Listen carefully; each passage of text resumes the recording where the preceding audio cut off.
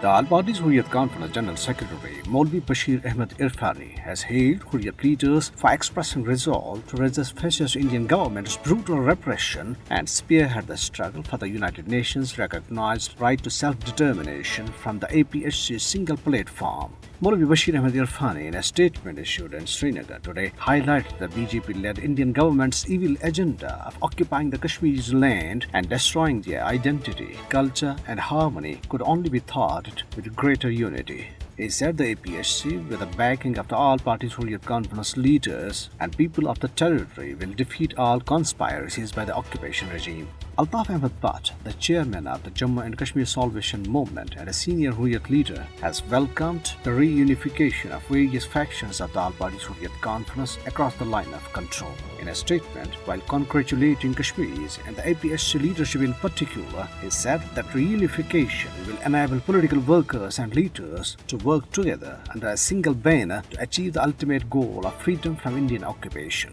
Hurriyat leader and chairman of Tehreek-e-Shabab al-Muslimin, Mushtaq Ahmed Bhatt, also termed the decision as accomplishment of a long-cherished dream of the Kashmiri people and the need of the hour. He hoped that from now on, Kashmiris will continue their struggle in a more organized and effective manner, and the reunification must make it easier for them to attain the goal of independence. Meanwhile, Indian troops, in yet another act of state terrorism, martyred 3 more Kashmiri youth, taking the toll to 11 in their territory since Thursday. The fresh killing was made during a typical violent operation in Pohlu area of Pulwama district. The All-Parties Hurriyat Conference, in a statement, termed the Indian Prime Minister's visit to Jammu near a media blitzkrieg which has blatantly failed to address the basic issue of Kashmir and the blunders committed by his government through resorting to August 2019 illegal actions in Jammu and Kashmir. The statement pointed out that the visit, on the contrary, added to the already simmering political uncertainty in the occupied territory.